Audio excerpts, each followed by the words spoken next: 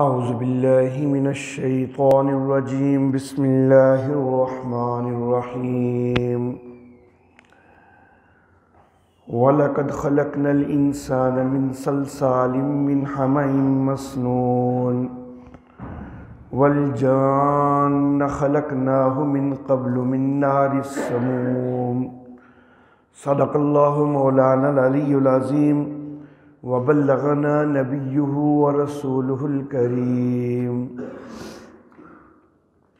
اور البتہ تحقیق ہم نے پیدا کیا انسان کو کھنکھناتی ہوئی مٹی سے جو سنے ہوئے گارے سے ہے، اور جنوں کو ہم نے پیدا کیا اس سے پہلے لو کی آگ سے۔ محترم احباب، اس سے پہلے سیدنا آدم علیہ الصلاۃ و تسلیمات کے حوالہ سے دو دروس میں چند باتیں تخلیق سیدنا آدم علیہ الصلاۃ و تسلیمات کے حوالہ سے ہو چکی، اور وہ باتیں تخلیق سے پہلے کے حوالہ سے تھیں کہ تخلیق کے اللہ رب العزت کے ارادہ کے اظہار کے حوالہ سے، اور پھر فرشتوں کے استفسار اور اللہ رب العزت کی طرف سے جواب وغیرہ۔ تو یہ تخلیق سے پہلے کے متعلق چند باتیں وہ گزشتہ دروس میں عرض ہو چکی۔ آج کے درس میں تخلیق کے دوران کے حوالہ سے چند باتیں گزارش کرنی ہے۔ سورہ اعراف کی آیت نمبر 11 میں اللہ رب العزت ارشاد فرماتے ہیں کہ وَلَقَدْ خَلَقْنَاكُمْ ثُمَّ صَوَّرْنَاكُمْ، اور البتہ تحقیق ہم نے تم کو پیدا کیا، پھر ہم نے تمہاری صورتیں بھی بنائیں۔ سیدنا آدم علیہ الصلاۃ و تسلیمات، ان کا اللہ رب العزت نے پہلے ڈھانچہ بنایا اور پھر اس کے اندر روح پھونکی، اس ڈھانچے کی بھی ایک صورت بنائی گئی، اور پھر اس کے بعد نسل انسانی کی بھی صورتیں بنائی جاتی ہیں۔ ماؤں کے پیٹوں کے اندر اللہ رب العزت انسانوں کی صورتیں بناتے ہیں۔ انسان کی تخلیق مٹی سے کی گئی ہے۔ قرآن حکیم کے مختلف مقامات میں اس کا تذکرہ فرمایا گیا ہے۔ سورہ مؤمنون کی آیت نمبر 12 میں اللہ رب العزت ارشاد فرماتے ہیں کہ وَلَقَدْ خَلَقْنَا الْإِنسَانَ مِنْ سُلَالَةٍ مِّن طِينٍ، اور البتہ تحقیق ہم نے انسان کو چنی ہوئی مٹی سے پیدا کیا ہے۔ سورہ الرحمن کی آیت نمبر 14 میں اللہ رب العزت ارشاد فرماتے ہیں کہ خلق الانسان من صلصال کالفخار، کہ انسان کو کھنکھناتی ہوئی مٹی سے پیدا کیا جیسے کہ ٹھیکری ہو۔ سورہ سجدہ کی آیت نمبر 7 میں اللہ رب العزت ارشاد فرماتے ہیں کہ الذی احسن کل شیء خلقہ وبدأ خلق الانسان من طین، کہ وہ کہ جس نے ہر چیز کو اچھے انداز میں بنایا اور انسان کی تخلیق کو مٹی سے شروع کیا۔ اور یہ مقام جو میں نے شروع میں تلاوت کیا ہے، یہاں پر بھی اللہ رب العزت مٹی سے انسان کی تخلیق کا تذکرہ فرماتے ہیں۔ اللہ فرماتے ہیں وَلَقَدْ خَلَقْنَا الْإِنسَانَ، اور البتہ تحقیق ہم نے انسان کو بنایا من صلصال، کھنکھناتی ہوئی مٹی سے، من حمإ مسنون، جو کہ سنے ہوئے یا دوسرا ترجمہ سڑے ہوئے گارے سے ہے۔ وَالْجَانَّ خَلَقْنَاهُ مِنْ قَبْلُ، اور جنوں کو بھی ہم نے پیدا کیا اس سے پہلے، من نار السموم، لو کی آگ سے، جلا دینے والی آگ سے۔ تو یہاں پر یہ بھی واضح ہو گیا کہ جنوں کی تخلیق پہلے کی گئی ہے، اور انسانوں کی تخلیق بعد میں کی گئی ہے۔ سورہ آل عمران میں اللہ رب العزت آیت نمبر 59 میں سیدنا عیسیٰ علیہ الصلاۃ و تسلیمات کا تذکرہ فرماتے ہیں، اور اللہ فرماتے ہیں کہ ان مثل عیسیٰ عند اللہ کا مثل آدم، کہ عیسیٰ علیہ السلام کی مثال اللہ کے ہاں آدم ہی کی مثال کی طرح ہے۔ خلقہ من تراب ثم قال له کن فیکون، کہ حضرت آدم علیہ الصلاۃ و تسلیمات کو مٹی سے پیدا کیا اور پھر کہا کہ ہو جا تو وہ ہو گئے۔ تو بہرحال قرآن حکیم کے یہ کئی سارے مقامات ہیں کہ جن میں یہ واضح طور پر ذکر ہے کہ انسان کو مٹی سے بنایا گیا ہے۔ نبی اکرم صلی اللہ علیہ وسلم کا ایک فرمان سنن نبی داود میں ملتا ہے کہ قال رسول اللہ صلی اللہ علیہ وسلم، رسول اللہ صلی اللہ علیہ وسلم نے فرمایا ان اللہ خلق آدم من قبضۃ قبضها من جمیع الارض، کہ اللہ رب العزت نے انسان کو ایک مٹھی سے بنایا جو مٹھی ساری زمین میں سے بھری گئی، یعنی زمین کے مختلف مقامات میں سے کچھ مٹی ایک جگہ سے، کچھ دوسری جگہ سے، کچھ تیسری جگہ سے، اس طرح ساری زمین میں سے مٹی تھوڑی تھوڑی لی گئی اور اس سے جو ہے وہ انسان کو بنایا گیا۔ انسان کی جو مٹی سے تخلیق ہے اس کا ذکر تورات کے اندر بھی موجود ہے، اگرچہ تورات بڑی تحریفات کا شکار ہو چکی ہے، لیکن اس کے باوجود اس کے اندر یہ چیز موجود ہے۔ تورات کا جو پہلا حصہ ہے جس کو پیدائش کہا جاتا ہے، تو اس کے اندر ہے اور خداوند خدا نے زمین کی مٹی سے انسان کو بنایا اور اس کے نتنوں میں زندگی کا دم پھونکا تو انسان جیتی جان ہوا۔ انسان کو جو مٹی سے تخلیق کیا گیا ہے اس کے اندر اللہ رب العزت کی بے شمار حکمتیں ہوں گی کہ جن کو اللہ رب العزت ہی زیادہ بہتر سمجھتے ہیں۔ البتہ ایک حکمت کا میں خاص طور پر تذکرہ کرنا چاہوں گا کہ انسان کو مٹی سے بنانے میں اللہ رب العزت یہ انسان کو سمجھا رہے ہیں کہ انسان کو تکبر میں مبتلا نہیں ہونا چاہیے، اس کو اپنی تخلیق پہ غور کرنا چاہیے کہ میری تخلیق مٹی سے ہے، جو کہ ایک بڑی معمولی چیز ہے، ایک حقیر سمجھے جانے والی چیز ہے، تو اسی سے میں بنایا گیا ہوں۔ تو جب میں اسی چیز سے بنایا گیا ہوں کہ جس کو عام طور پر حقیر سمجھا جاتا ہے، تو پھر مجھے تکبر کرنا زیب نہیں دیتا ہے۔ اور اگر میں ایک اور انداز میں بات سمجھاؤں، انسان اپنی زندگی پہ غور کرے نا تو جتنا اپنی زندگی میں اپنے پاؤں کے نیچے انسان مٹی کو رولتا ہے، مٹی کو روندتا ہے، مٹی کو پامال کرتا ہے، اتنا کسی اور چیز کو پامال نہیں کرتا۔ تو خود ہمارا اپنا وجود جو ہے وہ مٹی کو سب سے زیادہ پامال کرتا ہے، اور پاؤں کے نیچے روندا جانا، پاؤں کے نیچے پامال ہونا، یہ عام طور پر جو ہے وہ حقارت اور کمزوری کی نشانی ہوتی ہے۔ تو انسان ایسی چیز سے بنایا گیا ہے کہ جس کو خود انسان بھی ایسی حیثیت نہیں دیتا، بلکہ اس کو اپنے پاؤں کے نیچے روندتا ہے اور پوری زندگی میں سب سے زیادہ اسی کو روندتا ہے، تو پھر انسان کو کس بات کے اوپر فخر ہونا چاہیے؟ انسان کو اپنی اصل کے اوپر ہمیشہ غور رکھنا چاہیے، اور اللہ رب العزت کو یہی پسند ہے کہ انسان تکبر نہ کرے، انسان عاجزی اختیار کرے۔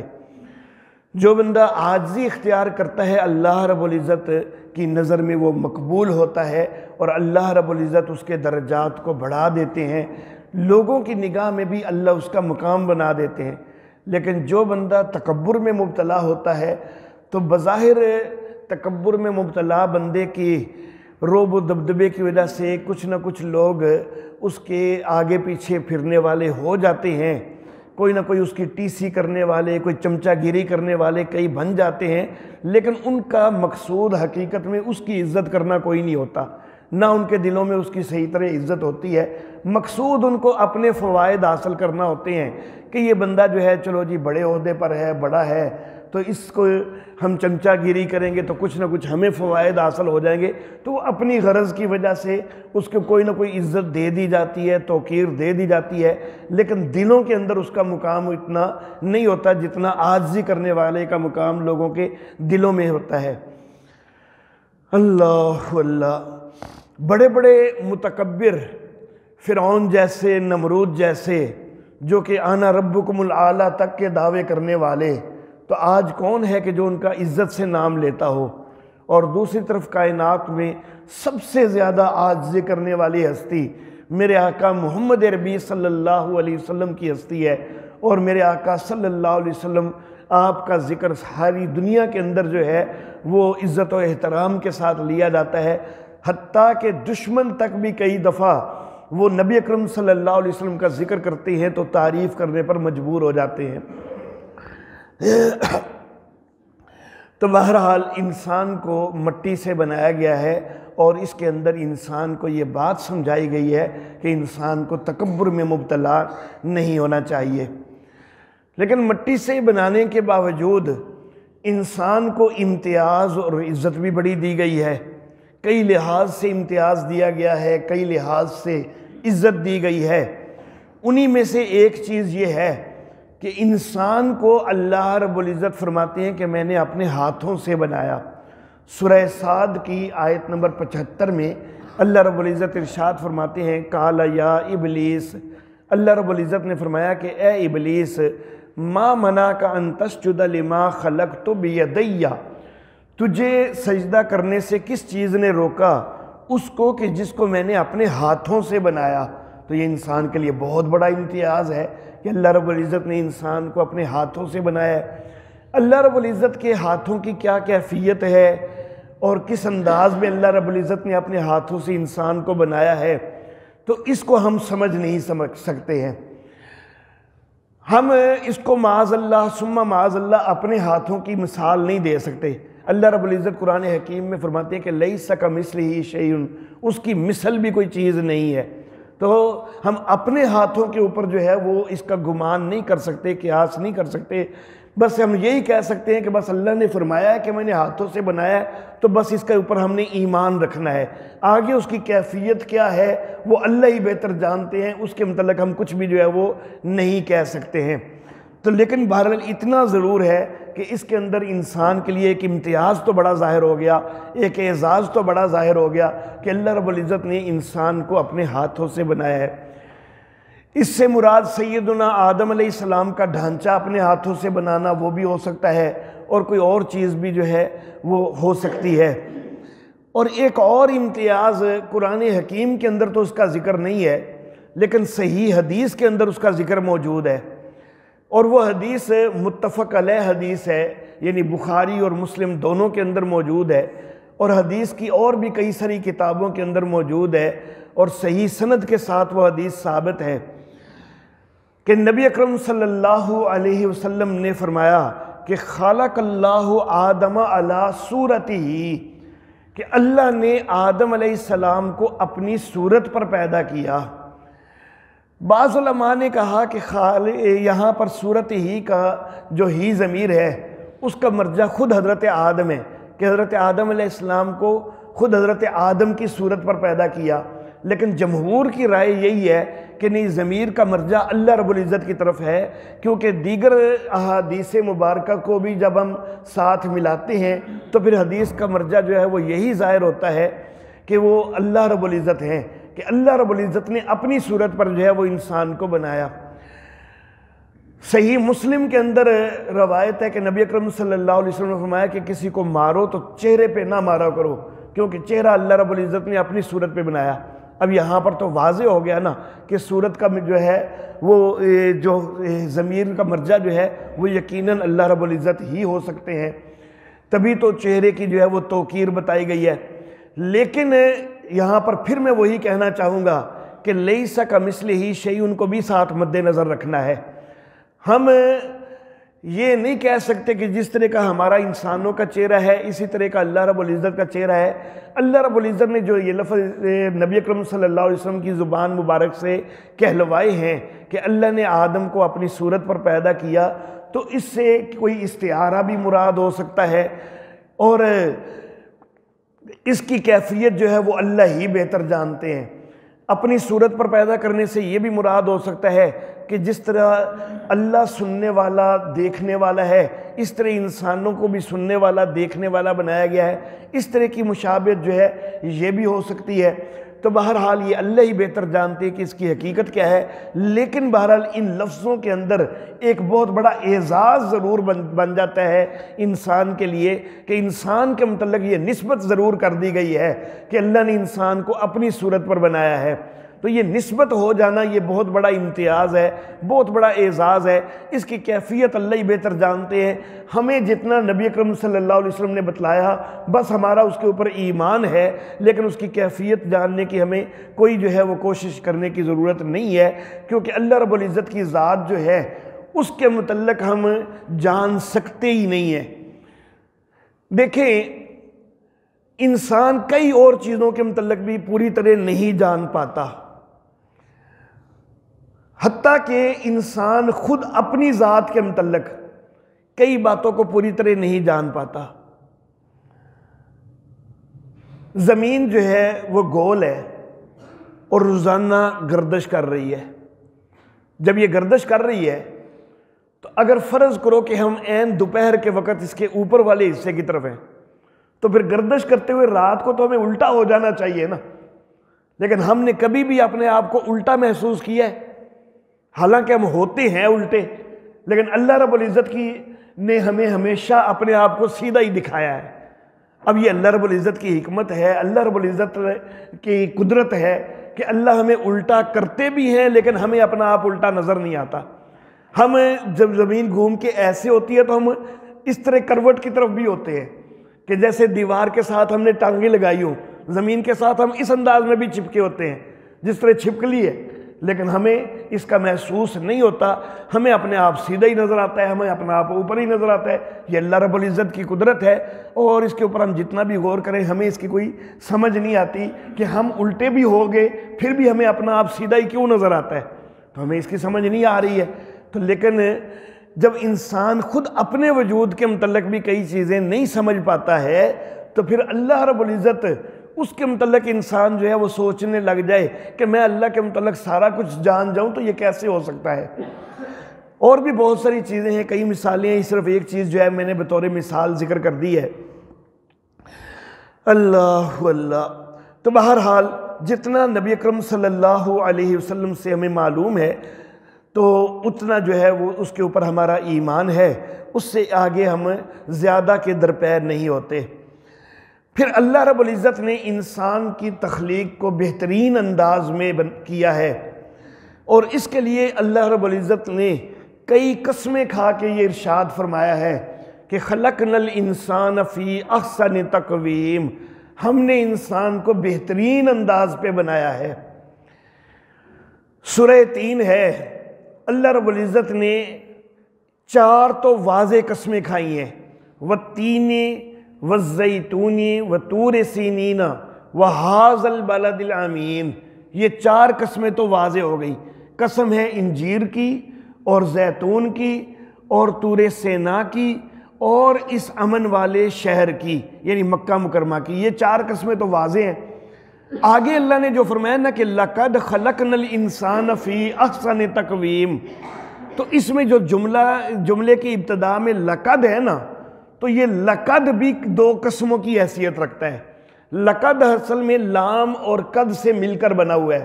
اور جو عربی سے کوئی تھوڑی سی بھی واقفیت رکھتے ہیں نا تو وہ جانتے ہیں کہ لام آتا ہے تاکید کے لیے،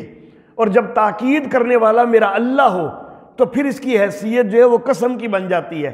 اسی طرح قد جو ہے وہ بات کو مضبوط کرنے کے لیے، پختہ کرنے کے لیے، ثابت کرنے کے لیے آتا ہے۔ تو جب ثابت کرنے والا لفظ جو ہے وہ بول اللہ رہے ہوں، وہ اللہ کی طرف سے وہ لفظ بولا جا رہا ہے تو پھر یہ بھی ایک قسم کی حیثیت رکھتا ہے، تو گویا کہ لقد بھی 2 قسموں کی حیثیت رکھتا ہے۔ تو اللہ رب العزت نے 6 قسمیں کھا کر ارشاد فرمایا کہ خلقنا الانسان فی احسن تقویم، ہم نے انسان کو بہترین اندازے پر بنایا ہے۔ اللہ اللہ، ابتدائی جو 4 قسمیں واضح ہیں نا، انجیر کی قسم اور زیتون کی قسم اور طور سینا کی قسم اور اس امن والے شہر کی قسم، بظاہر یوں لگ رہا ہے کہ 2 پھلوں کی قسم ہے اور 2 علاقوں کی قسم ہے۔ زیتون، انجیر اور زیتون یہ 2 پھل ہیں، طور سینا بھی ایک علاقہ ہے اور امن والا شہر مکہ بھی ایک علاقہ ہے۔ تو بظاہر تو یہ 2 پھلوں کی قسم ہے، 2 علاقوں کی قسم ہے، لیکن اگر اس کے اندر بھی ذرا تھوڑا سا گہرائی میں اترا جائے نا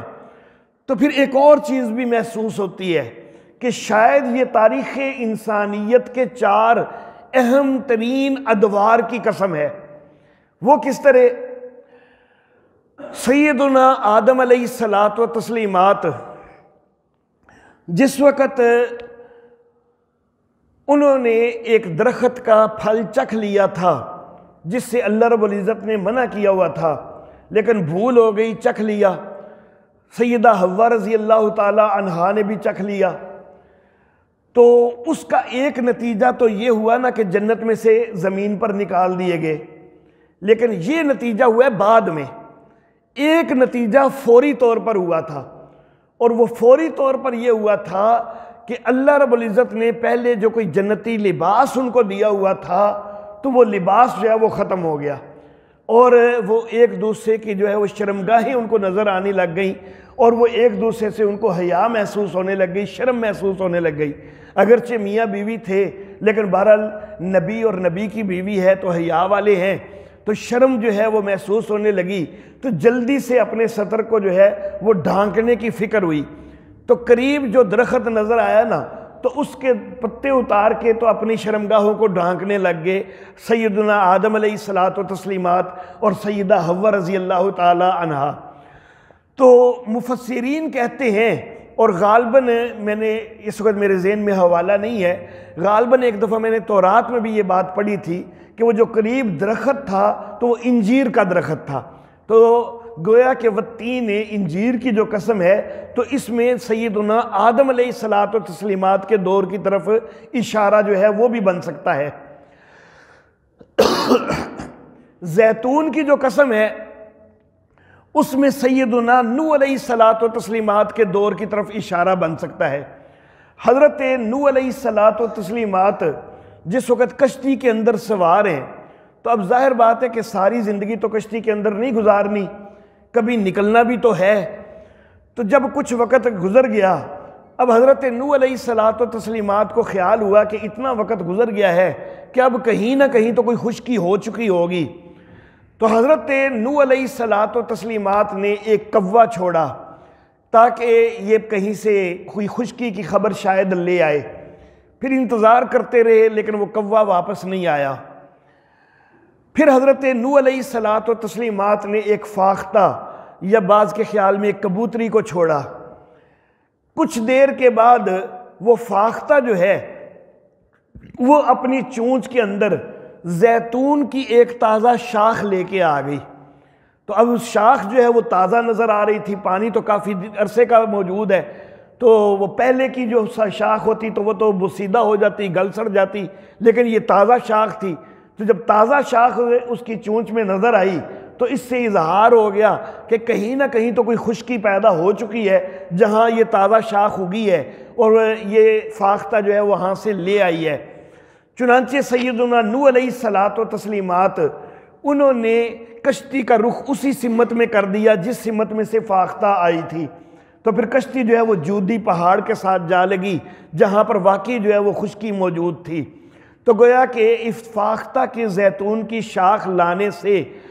ایک چیز کا اظہار ہوا کہ اب جو ہے وہ کشتی کے اندر رہنے کی مدت ختم ہو گئی ہے اور اب زمین کے اوپر ایک امن کے ساتھ، سکون کے ساتھ ٹھکانہ حاصل کرنے کا وقت آ چکا ہے۔ تو اسی لیے آج تک جو ہے وہ فاختہ کی چونچ کے اندر زیتون کی شاخ، اس کو امن کی علامت جو ہے وہ سمجھا جاتا ہے۔ تو بہرحال اس کے اندر حضرت نوح علیہ الصلاۃ و تسلیمات کے دور کی طرف اشارہ بنایا جا سکتا ہے، بن سکتا ہے۔ طور سینا کے ذکر میں تو حضرت موسیٰ علیہ الصلاۃ و تسلیمات کے دور کی طرف اشارہ بڑا واضح ہے، اور امن والے شہر کے ذکر میں نبی اکرم صلی اللہ علیہ وسلم کے دور کی طرف اشارہ بڑا واضح ہے۔ تو گویا کہ تاریخ انسانیت کے 4 بڑے ہی اہم ادوار کی طرف اشارہ ہو سکتا ہے ان 4 قسموں میں۔ سیدنا آدم علیہ الصلاۃ و تسلیمات، ان کے دور کو اس لحاظ سے بڑی اہمیت ہے کہ انسانیت کا آغاز بھی ان سے ہوا ہے اور نبوت کا آغاز بھی ان سے ہوا ہے۔ پہلے انسان بھی وہ ہیں، پہلے نبی بھی وہ ہیں، اور ان کو جنت کے اندر ٹھکانہ بھی دیا گیا، یہ ایک بہت بڑا امتیاز بھی ان کو حاصل ہے۔ تو بہرحال یہ دور جو ہے وہ بڑی اہمیت کا حامل ہے، انسانیت کی اور نبوت کی ابتدا کا دور ہے۔ سیدنا نوح علیہ الصلاۃ و تسلیمات کا دور یہ اس لحاظ سے بڑی اہمیت کا حامل بنتا ہے کہ جب طوفان نوح کے اندر کفار سارے غرق ہو گئے تو نئے سرے سے جو آبادی ہوئی ہے تو وہ حضرت نوح علیہ الصلاۃ و تسلیمات کی نسل میں سے ہوئی۔ تو یہ ایک نئے انداز میں نئے دور کا آغاز ہوا، گویا کہ نئی زندگی کا آغاز ہو گیا دنیا کے اندر۔ اور دوسرا اس لحاظ سے بھی بڑی اہمیت ہے حضرت نوح علیہ الصلاۃ و تسلیمات کے دور کو کہ سب سے پہلے شرک کا جو باقاعدہ رد کیا ہے تو وہ حضرت نوح علیہ الصلاۃ و تسلیمات نے ہی کیا ہے۔ حضرت نوح علیہ الصلاۃ و تسلیمات سے پہلے 3 انبیاء کا دور جو ہے وہ گزرا، حضرت آدم علیہ الصلاۃ و تسلیمات، حضرت شیس علیہ الصلاۃ و تسلیمات اور حضرت ادریس علیہ الصلاۃ و تسلیمات۔ لیکن ان تینوں بزرگوں کے دور میں ابھی شرک شروع نہیں ہوا تھا، تو جب شروع ہی نہیں ہوا تو پھر اس کا رد کرنے کی بھی کوئی ضرورت نہیں تھی۔ تو حضرت نوح علیہ الصلاۃ و تسلیمات کا دور آتے ہوئے شرک بہت زیادہ شروع ہو چکا، بلکہ بہت زیادہ پھیل چکا۔ تو اس لیے سب سے پہلے جو شرک کا رد کیا گیا ہے وہ حضرت نوح علیہ السلام نے ہی کیا ہے، تو اس لحاظ سے بھی ان کا دور جو ہے وہ بڑی اہمیت رکھتا ہے۔ سیدنا موسیٰ علیہ الصلاۃ و تسلیمات کا دور اس لحاظ سے بڑی اہمیت رکھتا ہے کہ ان سے پہلے کسی الہامی کتاب کا وجود سامنے نہیں آتا۔ کچھ نہ کچھ انبیاء کے صحیفے تو پہلے معلوم ہوتے ہیں، لیکن جو پہلی باقاعدہ کتاب انسانیت کی ہدایت کے لیے بھیجی گئی ہے تو قرآن حکیم میں جن کتابوں کا تذکرہ کیا گیا ہے، تورات، زبور، انجیل اور خود قرآن حکیم، تو ان میں سے سب سے زیادہ جو قدیم دور کی ہے، جو پہلی ہے، تو وہ تورات ہی ہے۔ تو اس لحاظ سے بڑی اہمیت ہے کہ انسانیت کی ہدایت کے لیے پہلی باقاعدہ کتاب جو ہے وہ اس دور میں آئی ہے۔ اور نبی اکرم صلی اللہ علیہ وسلم کے دور کی اہمیت جو ہے وہ تو سب کے اوپر واضح ہے کہ یہاں پر تکمیل دین ہو گئی ہے، نبی اکرم صلی اللہ علیہ وسلم پر نبوت کو ختم کر دیا گیا ہے، اور کائنات ارض و سما میں تاریخ انسانیت کا وہ سب سے بہترین دور بنا ہے۔ تو یہ تو اہمیت جو ہے وہ سب کے سامنے واضح ہے ہی ہے۔ تو تاریخ انسانیت کے یہ 4 اہم ترین ادوار جو ہیں وہ یہ گواہی دے رہے ہیں کہ دیکھو انسان کے لیے یہ سارے انتظام ہوئے، نبوت کا سلسلہ چلایا گیا، کتابوں کا سلسلہ چلایا گیا، شرک کا رد کرتے ہوئے جو ہے وہ انسان کی تربیت کی گئی، نبی اکرم صلی اللہ علیہ وسلم نے کامل دین جو ہے وہ پہنچایا، یہ سارا کچھ انسان کے لیے کیا گیا۔ تو پھر انسان بڑے بہترین انداز میں بنایا گیا ہے نا۔ یہ سارے ادوار گواہی دیتے ہیں کہ انسان کو بڑی اعلیٰ چیز ہے، یہ بڑے اعلیٰ انداز میں بنایا گیا ہے۔ اللہ رب العزت ہمیں اپنی اس حیثیت کو پہچاننے اور اس کا حق ادا کرنے کی توفیق عطا فرمائے۔ وآخر دعوانا ان الحمد للہ رب العالمین۔